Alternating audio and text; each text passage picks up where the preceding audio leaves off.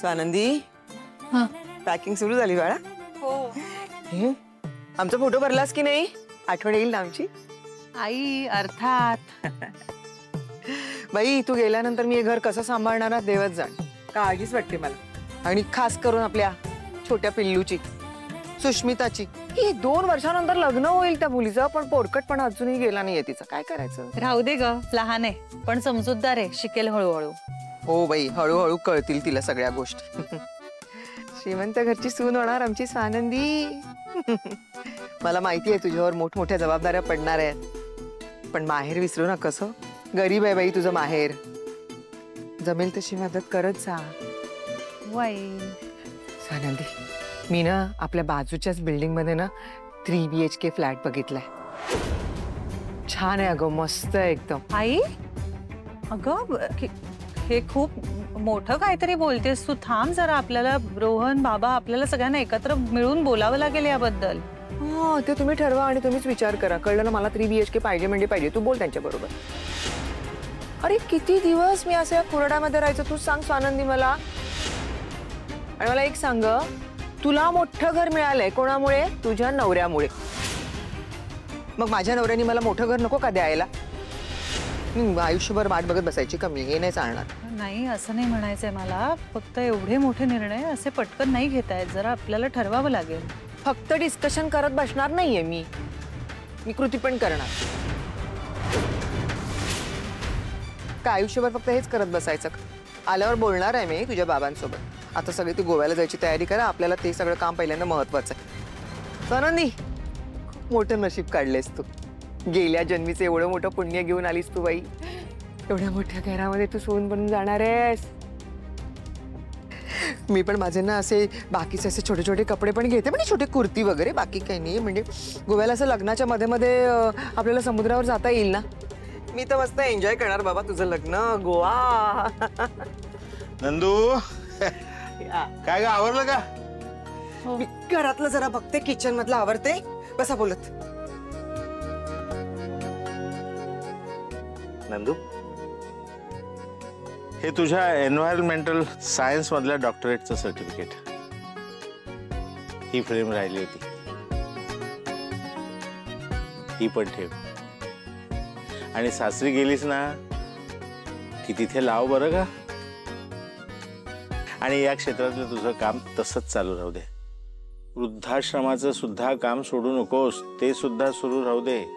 नंदू, तुझी ओळख पुसली गेली असं व्हायला नको. अगं, राजवाडे घराण्याला सुद्धा अभिमान वाटला पाहिजे आपल्या सुनेचा. नंदू,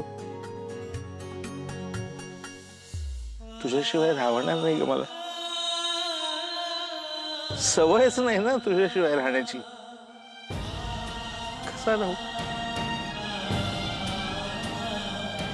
प्रयत्न करेन.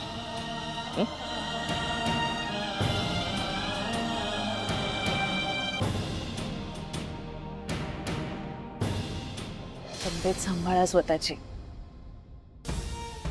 आणि औषधं वगैरे घेण्याची हायगाई करायची नाही. मी फोन करणार आहे तुम्हाला रोज आठवण करायला.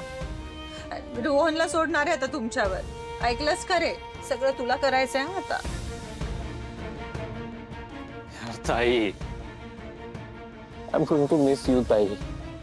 Miss you too. I miss you 3. बाबा.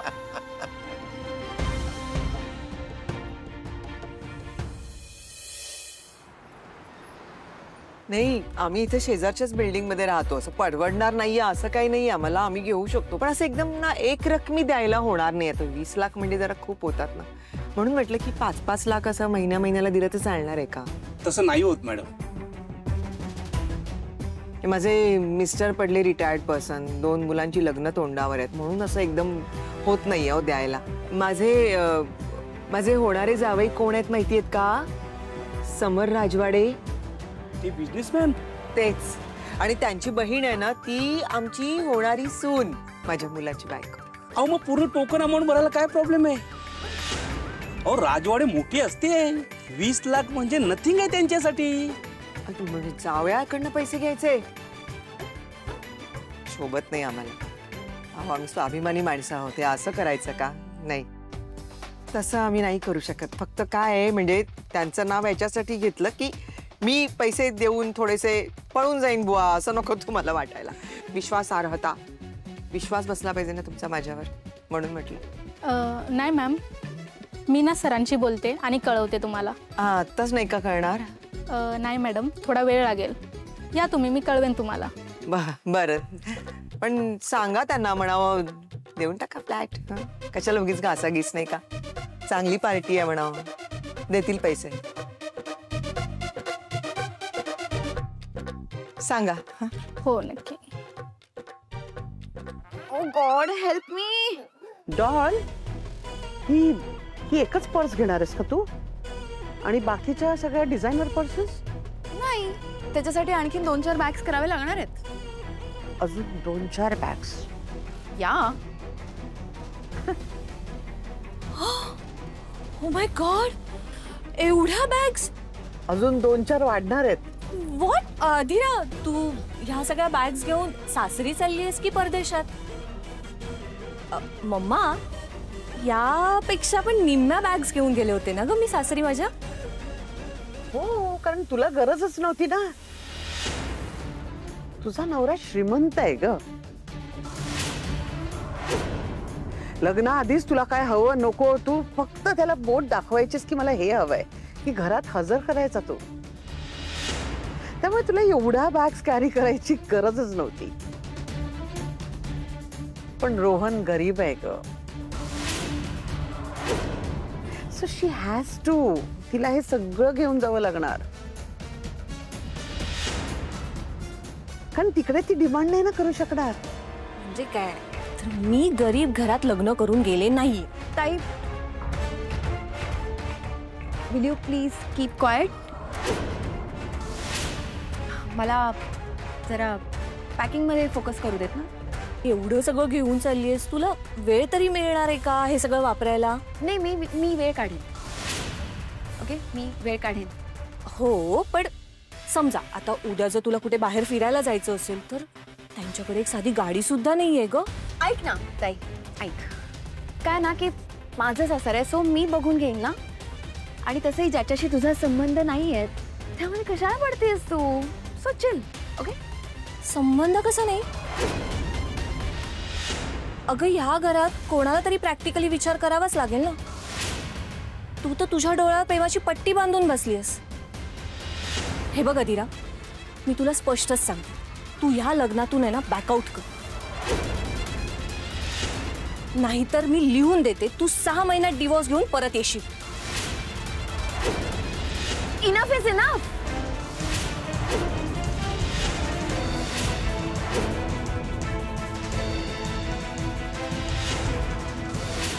Have you lost your mind? अगं माझी बहीणच ना तू. You are my sister. तू काय बोलतेस? हे डिवोर्स वगैरे? Just get out. मग हिला सांग आत्ताच आता इथून जा, नाहीतर मी. Okay okay okay doll, okay. Arpita please, मला नाही बोलायचंय. या please please please. Okay doll, कळते का ना? कोण? नंतर एक पोरगी आली, एकदम धीट. आणि ती व्यक्ती म्हणजे अहिल्या वेसकर.